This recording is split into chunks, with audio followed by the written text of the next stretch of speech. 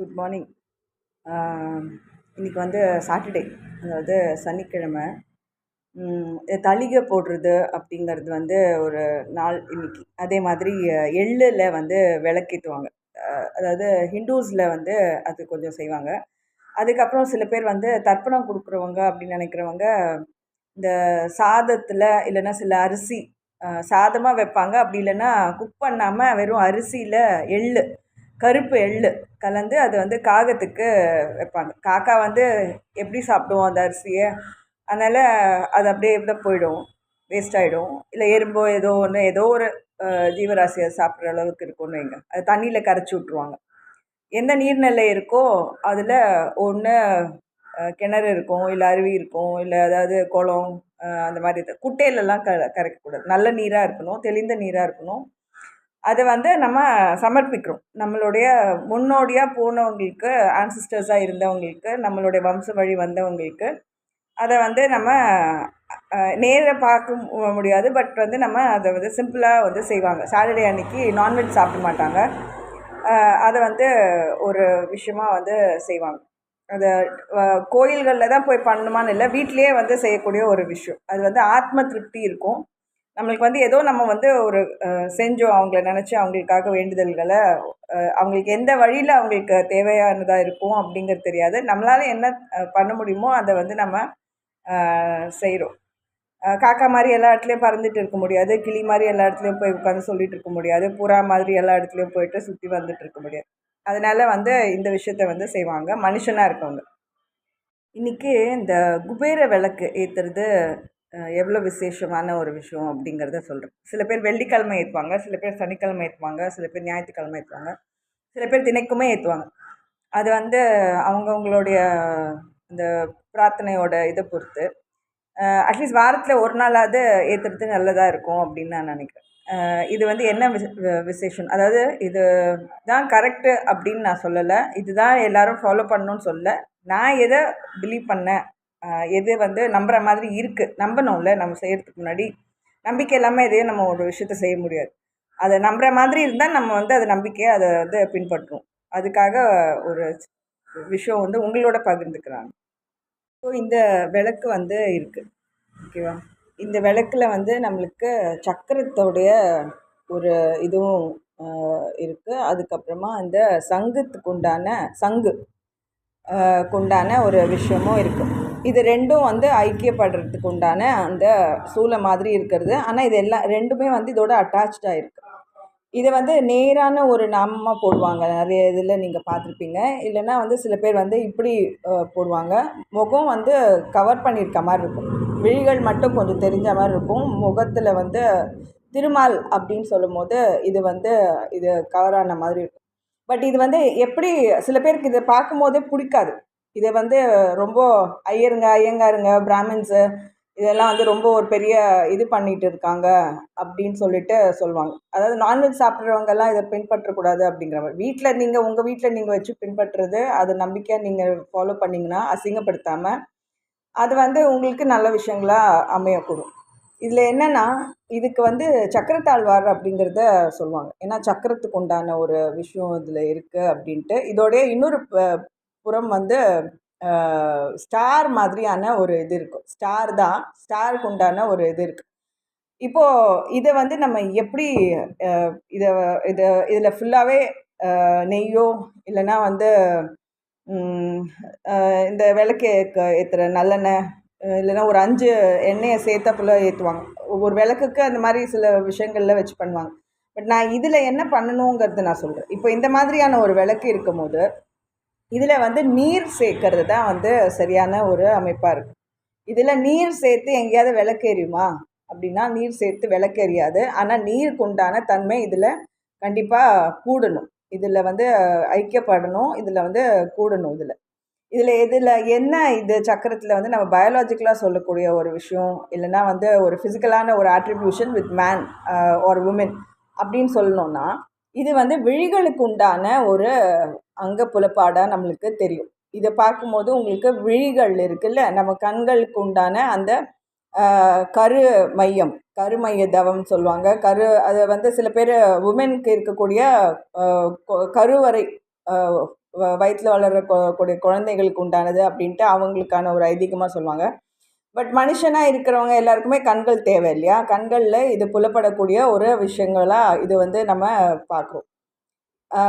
இது வந்து நம்மளுக்கு செவிக்கு உண்டான ஒரு விஷயமா பார்க்குறோம். ஏன்னா நம்மளுக்கு காஞ்ச் வந்து எதுக்கு சங்கு வந்து நம்மளுக்கு அதை ஊத முடியும். அதில் உண்டான அந்த ஏர் அதில் சவுண்டு வருதான்னு இல்லை, பட் வந்து நம்ம அந்த ஷெல்லை வந்து காற்றுலால் அதோடைய சவுண்டை வந்து நம்ம உணரக்கூடிய வைப்ரேட் ஆகக்கூடிய ஒரு விஷயத்தை வந்து நம்மளால் உணர முடியும். அதை வந்து நம்மளோட காற்றை வந்து அது செலுத்தலைனா கூட நம்ம காதில் செவிகளுக்கு மேலே வச்சு கேட்டோம்னா அந்த அலைகளோடைய இது வந்து நம்மளுக்கு செவியில் அதை கேட்டுகிட்டே இருக்கும், ஓயாமல் கேட்டுகிட்டே இருக்கும். நம்ம எத்தனையோ மைல்களுக்கு அப்பால் நம்ம இருப்போம், கடலுக்கு வந்து எத்தனையோ மைல்களுக்கு அப்பால் இருப்போம். ஆனால் அந்த ஒரு சங்கை வந்து உங்களோட செவிக்குள்ளே நீங்கள் செவியில் மேலே வச்சு அதை வந்து உணர்ந்து கேட்டிங்கன்னா அதோட வைப்ரேஷன்னு அந்த கடல் அலையோட சப்தம் வந்து அதோட எப்போவுமே அது உள்ளார்ந்து இருக்கும், உள்ளடக்கியே இருக்கும். அப்போது அது செவிக்குண்டான ஒரு புலனாகவும் நம்மளுக்கு அதில் இருக்குது. எல்லா மனுஷனுக்கும் செவியோடைய இது அவசியம், இதுவும் அவசியம். இது வந்து நம்ம இது ரெண்டுமே ஐக்கியப்படக்கூடிய ஒரு விஷயமா வந்து நம்ம இதை சொல்கிறோம். இதில் வந்து நீர் தான் வந்து சேர்க்கணும். இதில் இந்த அளவாவது இருந்ததுன்னா ஒரு விளக்கு, இந்த நீர் சேர்த்த பிறகு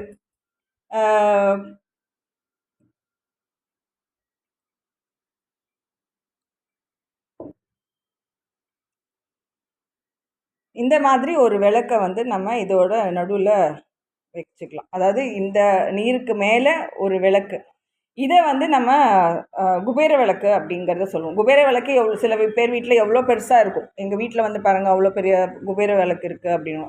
அதாவது அந்த கா கா கி கி கூன்னு வருதில்ல, ஊவில் வரக்கூடிய அந்த ஒரு 3 தலைமுறையினருக்கு உண்டான ஒரு விசேஷமாக இதை வந்து சொல்கிறாங்க. ஓகேவா? என்ன பேர் பெற்றாயோ, பேரனை மட்டும் பெற்றாயோ இல்லைன்னா பேத்தியும் சேர்த்து பெற்றாயோ அப்படின்னு. அந்த வந்து ஒரு 3 தலையினருக்கு வந்து தலைமுறையினர்களுக்கு இதை வந்து நம்ம சமர்ப்பிக்கக்கூடிய ஒரு விசேஷமாக இருக்கும். ஆக்சுவலாக இந்த விளக்கை வந்து நல்லா தேய்ச்சி நல்லா புதுசாக இருக்க மாதிரி பளபளன்னு வச்சுருப்பாங்க. இது வந்து இந்த மாதிரி இது வந்து இருக்கக்கூடாது. சில பேர் இந்த மாதிரி திரியில் வந்த இதுவாக இருந்தால் கூட விபூதிக்கு பதிலாக இந்த இதை வந்து இந்த திரியை வந்து நம்ம வந்து விளக்கு ஏற்றுனதுக்கு அப்புறமா வரக்கூடிய இது வந்து மை மாதிரி இருக்குல்ல, இந்த கருமை மாதிரி இருக்குல்ல, இதை வந்து விபூதி மாதிரி சில பேர் வைப்பாங்க. ஏன்னா இது எண்ணெயோட கலந்தது தானே, ட்ரையாக இல்லை. ஆனால் இது வந்து நம்மளுக்கு இதோட இருக்கிறதுனால இதை சில பேர் வந்து இதையும் சேர்த்து எடுத்து வச்சு அதையும் வந்து வச்சுருவாங்க. கண்ணில் வச்சிங்கன்னா கண் வந்து வேஸ்ட்டாக எரியும். கண்ணில் தண்ணியாக கொட்டிகிட்டே வரும். உங்களுக்கு வந்து கடல் இல்லையோ அப்படின்ட்டு தோணும். அதனால் அது கண்களில் வைக்கக்கூடாது. வேணும்னா நீங்கள் கொஞ்சம் நெத்தியில் வச்சுக்கலாம். நெத்தியில் வைக்கும்போது நம்ம வீட்டில் வந்து இந்த மணி வச்சுருப்போம்ல, இந்த விளக்கேற்றி வச்சுட்டு தீப ஆராதனை காட்டுறோன்னா இந்த விளக்கு வச்சாவே போதும். என்ன தீபம் இருக்குதுன்னு தான் நான் சொல்லுவேன். ஆனால் இந்த மாதிரியான ஒரு 3 இது வந்து கொஞ்சம் மேற்புறமாகவும் அதுக்கப்புறம் திரும்ப கீழே வரையும் வர மாதிரி அது மேலேருந்து கீழே இறக்கின மாதிரியும் வானத்துலேருந்து அவசியமானவங்களை மட்டுமே தேவையானவங்களை மட்டுமே நம்ம கட்டுப்படுத்த நினைக்கக்கூடாது. அவங்களுடைய ஆன்மத்தை நம்ம மதிக்க தெரிஞ்சுக்கணும். அப்படி நம்ம இதை வழிபடுறதுக்கு உண்டான ஒரு விசேஷமாக இருக்குது. இதில் என்னென்னா அந்த மணி அடிக்காமல் ஒலிக்கிறது இல்லாமல் சில பேர் வந்து பைக்கில், ஸ்கூட்டரில், காரில் இருக்கிற ஹார்ன்ஸ் இருக்கும். இது ஹாங்க்கு அப்படின்ட்டு அந்த கான்ச்சோ அந்த இதை வந்து ஹாங்க்குன்ட்டு வெளியிலேருந்து அவங்க சவுண்டு கொடுத்துன்னு போவாங்க. ஏதாவது நம்ம வீட்டில் பூஜை ரூமில் இல்லை கோயிலில் பூஜை ரூமில் பூஜை அறையிலோ அதுலேயோ செய்யக்கூடிய சில விஷயங்கள் வந்து நம்ம வந்து இதுக்கான ஒரு ஆட்ரிபியூஷனாக ஒருத்தங்களை ஒரு வீடையோ இல்லை ஒரு தெருவையோ ஒரு விஷயங்கள்லாம் வந்து நம்ம ஆமோதிக்கிறோம் இல்லை அப்படி பண்ணுறோம் அப்படின்னா அது பாட்டுக்கு ஹார்ன் அடிச்சுட்டே போவாங்க. தேவையில்லாத இடங்கள்ல ஹார்ன் அடிக்கக்கூடாது. நோ சவுண்ட் ஹார்ன் அப்படின்னே வண்டிங்களில் போட்டிருப்பாங்க. நிறைய வண்டிங்களில் இது இல்லாததே இருக்காது. ஏன்னா இதை ஐக்கியப்பட வேண்டியது. ஏன்னா கண்களும் செவித்திறனும் இல்லாமல் ஒரு வண்டியை செலுத்தவே முடியாது. ஒரு வண்டியை ஓட்டிகிட்டு முன் கொண்டு போகவே முடியாது. அப்போ நோ சவுண்ட் ஹார்ன் அப்படின்னு போட்டிருப்பாங்க. அப்போது இது ஃபோர் வீலரு டூ வீலரெல்லாம் வந்து ஒரு 10 மீட்டர்ஸ் டிஸ்டன்ஸ் வைங்க அப்படின்னா ஒரு 15 மீட்டர்ஸ் 20 மீட்டர்ஸ் டிஸ்டன்ஸ் வைங்க ஒரு வண்டியோட ஒரு வண்டி. அப்புறம் எல்லாரும் வந்து அப்படியே கொலாபரேஷனில் பயங்கர மேக்னட்டிசம் ஃபுல்லாக ஒன்றா வந்து அப்படியே நாங்கள் ஐக்கியப்பட்டோன்னு வந்துடக்கூடாது அப்படின்ட்டு அந்த மாதிரியான ஒரு இது வைப்பாங்க, டிஸ்டன்சிங் வைப்பாங்க. வண்டிங்களுக்குள்ளே கூட அந்த மாதிரியான மோதிக்கக்கூடாது, ஆக்சிடென்டல் ஆகக்கூடாது அப்படின்ட்டு. அதனால் வண்டிங்களில் செலுத்த போகிறவங்க, ரோட்டில் வண்டி ஓட்டிகிட்டு போகிறவங்கலாம் வந்து அனாவசியமாக இதை யோசித்து இதுக்காக ஹார்ன் கொடுக்கறது, பீப் கொடுக்கறது, அந்த மாதிரி பண்ணிட்டு இருக்கிறது ஆக்சுவலாக கூடாது.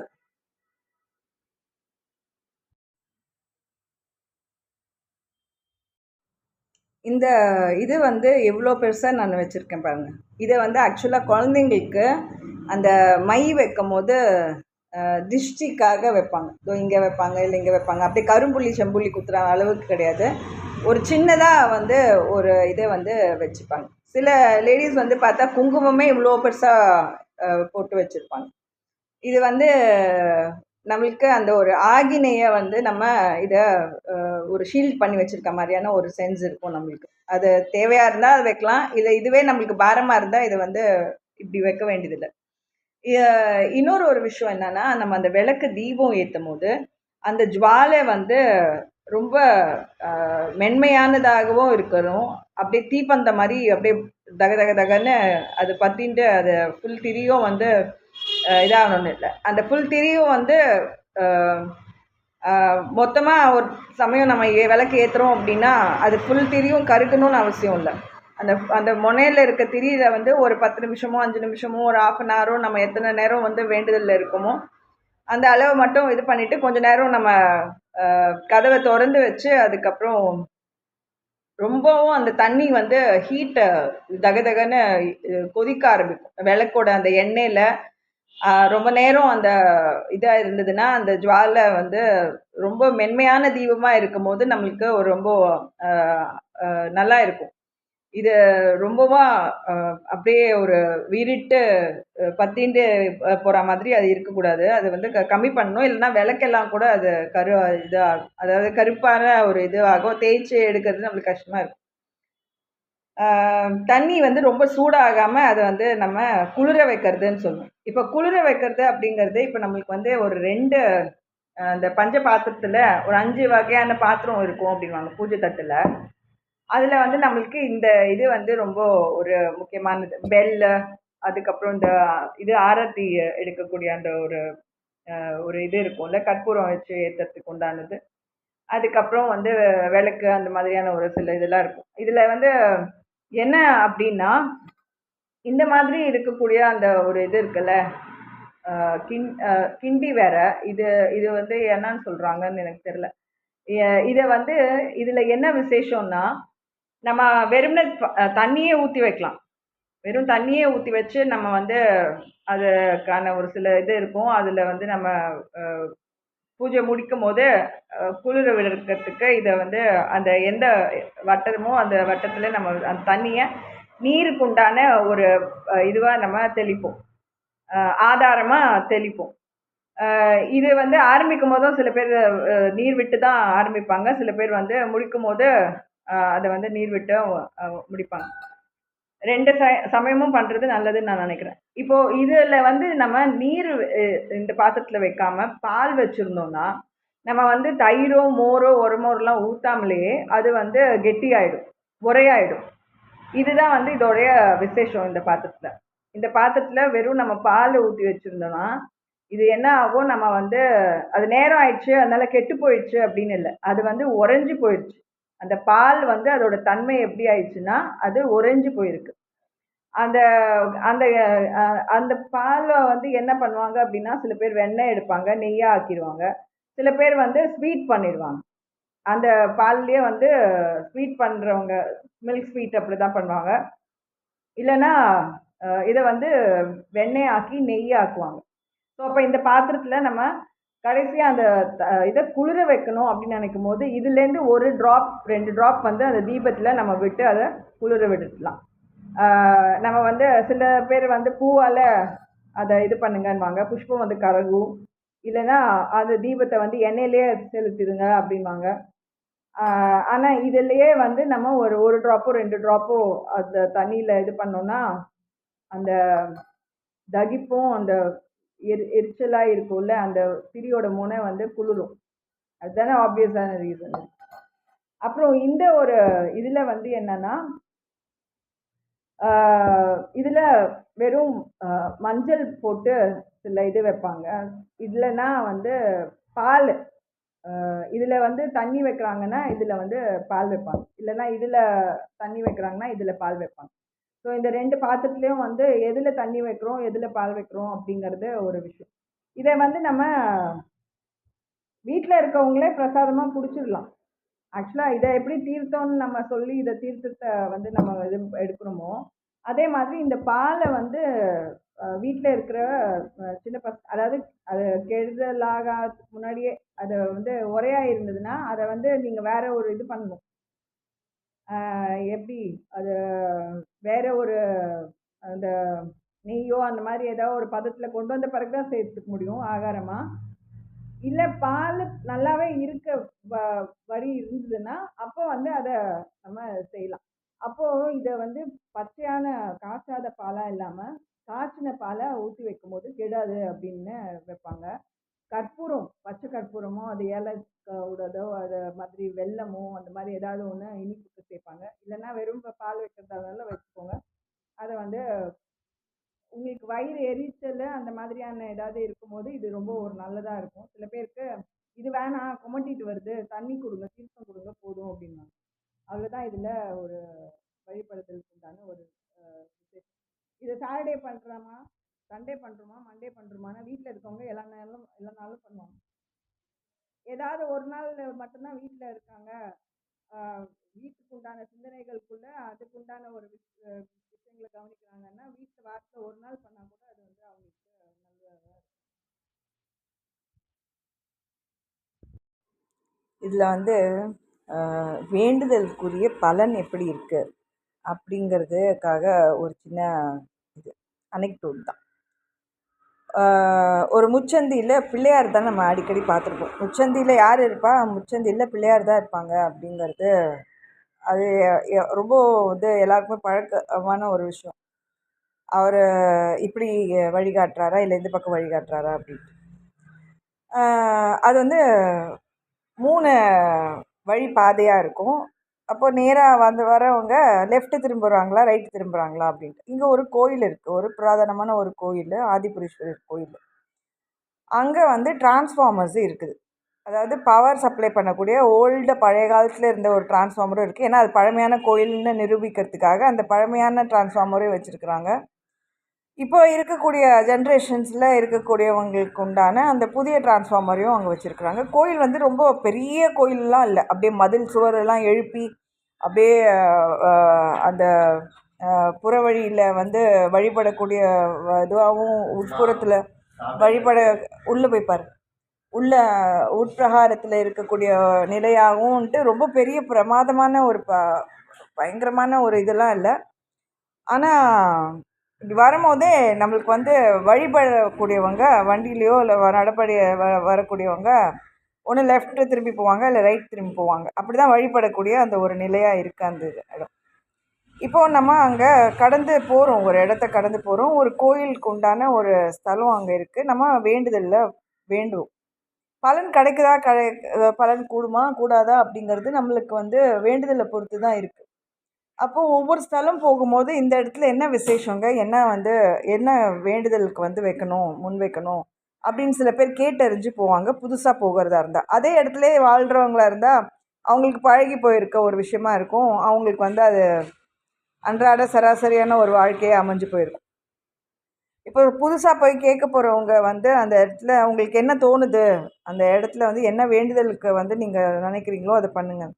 உள்ளே பார்க்கும் போதே இப்போ வெறும்னா வெளியில் டிரான்ஸ்ஃபார்மர் தெரியுது, அதை தாண்டி உள்ளே இருக்கக்கூடிய கோயிலில் இருக்கக்கூடிய கற்பவிருட்சம் வந்து என்னவா இருக்குது, கோயிலுக்குள்ளே இருக்கக்கூடிய கருவறைக்குள்ளே இருக்கக்கூடிய யாப்பும் காப்பும் என்னவா இருக்குது அப்படின்ட்டு அதுக்கு கடந்து தான் அவங்க வந்து பார்க்கக்கூடிய ஒரு நிலையே இருக்குது. அப்போது இந்த டிரான்ஸ்ஃபார்மர் அப்புறப்படுத்தினா நல்லா நிம்மதியாக போய் கும்பிட்டுட்டு அப்படியே போவோமேங்க. இது தாண்டி உள்ளுக்குள்ளே போய் இதுவாக பவர் ஸ்ட்ரக்சரு இதுவாக வந்து பலன் கூடுறது அப்படின்னு இப்படி தான் ஒவ்வொருத்தரும் வந்து வேண்டுறாங்கங்க. மனசால வேண்டுவாங்க. சில பேர் வந்து எல்லாரோடையும் கூடி சேர்ந்து அதில் ஏதாவது ஒரு விசேஷமாக வந்து வேண்டிட்டு போவாங்க. உங்களுக்கு எப்படி தோணுதோ அந்த பிரகாரம் பண்ணிக்கோங்க அப்படின்னு. வரவங்கெல்லாம் அவங்க வேண்டுதலை முன் வைப்பாங்க. மனசறிய சிலது பேர் மனசளவிலே வேண்டுவாங்க. சில பேர் வந்து அதை சில முயற்சிகள்லாம் பண்ணி அதனாலேயாவது அதை எடுக்கிறாங்களா இல்லை அப்புறப்படுத்துகிறாங்களா அப்படிங்கிறது பண்ணுவாங்க. சில பேர் அதை பொருட்படுத்தவே மாட்டாங்க. ஏதோ ஏதோ ஒன்று இருக்குது, அது ஒன்று இருக்குது, அது கூட இது கூட ஒன்று இருக்குது அப்படின்ட்டு போயிடுவாங்க. கொடி மரத்துக்கு பதிலாக இது ஒன்று இருக்குது போல இருக்குது அப்படின்ட்டு. இப்போ நம்மளுக்கு வந்து பெரிய ஒரு விசேஷம் ஆயிடுச்சுல்ல அங்கே. அப்போது சம்பவம்லாம் நடக்குது. அப்போ வந்து பிரைம் மினிஸ்டர் வராரு. கவுன்சிலர்கள்லாம் வந்து போயிட்டாங்க. அவங்கவுங்களோட இதில் வந்து அவங்களோட குரல் இருக்கிற வரைக்கும் இருக்கும். அதுக்கப்புறம் உயிர் போதா, குரல் போதா, கை கால் போதா, மூஞ்சி முகரை எல்லாம் போதான்னு தெரியாத அளவுக்கு இருப்பாங்க. அப்புறம் பிரசிடெண்ட் வந்தார், பிரைம் மினிஸ்டர் வந்தாருன்னு அந்தந்த நிலையில் வந்தாங்க. அப்புறம் பார்த்தா ஃபாரினர்ஸ்லாம் வர ஆரம்பிச்சிட்டாங்க. ஏன்னா எல்லாரும் வந்து வேண்டிட்டு வேண்டுதலில் அவங்க வந்து முன் வச்சு என்ன பண்ணணும் வேண்டிக்கோங்க, என்ன பண்ணணும், இங்கே என்ன பண்ணணும் வேண்டிக்கோங்க, என்ன பண்ணணும் வேண்டிக்கோங்க அப்படிங்கிற மாதிரியே அந்த பலன் வந்து இப்படியே வந்து ஜென்ரேஷன் ஆஃப்டர் ஜென்ரேஷன் வந்து யார் வந்தாலும் ஃபாரினே ஆளுங்க வந்தால் கூட, பிரைம் மினிஸ்டர் பிரசிடெண்ட்டே வந்தால் கூட அவங்களும் வந்து கோயிலை பார்த்த உடனே வணங்குதலுக்கு உண்டான ஒரு இதுவாக தான் இருக்குது போல இருக்குது. இது நம்ம அப்புறப்படுத்துறதோ இல்லைன்னா அதுலேருந்து எடுக்கிறதோ கூடாது போல் அப்படின்ட்டு அதோடைய ஒரு மையமாக ஒரு விஷயமாகவே வந்து அதை காலஞ்சென்று கொண்டு போயிட்டே இருக்கிறாங்க. அந்த மாதிரி தான் வந்து சில நடைமுறையில் இருக்கக்கூடிய நிவர்த்தி பண்ணக்கூடிய விஷயங்கள் வந்து யாராலையுமே கைகூடாமல் போகக்கூடிய ஒரு விஷயம். வெறும் சவத்துக்கு உண்டான ஒரு வலிமையில் சின்டெக்ஸு, வாட்டர் டேங்க்கு எல்லாம் நீங்கள் கட்டிக்கிட்டா கூட திருமால் இருந்தாருன்னா ஒரு வேளை போயிருப்போம். இது டிரான்ஸ்ஃபார்மரு திருமால் ஏறுறதுக்கான வாய்ப்பே இல்லை. அரச மரம் இருக்குது. இது வந்து அரச மரத்தில் வந்து திருமால் வைக்கிறதுக்கான வாய்ப்பே இல்லை அப்படிங்கிற மாதிரி அது ஒரு விதத்தில் அதையும் வந்து தவிர்க்கிறாங்க. இந்த மாதிரி தான் வந்து பலன் கூடுமா, ஒரு ஸ்தலமாக இருந்து ஒரு அரச மரமே இருந்தாலும் அதுக்குண்டான வகை வந்து தென்படுமா அப்படின்னா, ஆண்ட மன்னர்களாக இல்லை எவ்வளோ பெரிய ஆளுங்களாக இருந்தாலும் வெளிநாட்டுகள்லேருந்து வந்து போனால் கூட வழித்தோன்றல்களில் வழிமுறைப்படி நம்ம வந்து வணங்க ஆரம்பித்து அதை ஒரு விஷயமாகவே தன் அங்கமாகவே எடுக்க ஆரம்பிச்சிட்டாங்கன்னா அதுக்கு அப்புறமா அதுக்கு உண்டான நிவர்த்தியை பற்றி யோசிக்கிறதே இல்லை. அப்போ எப்படி பலாபலன் கூடும்?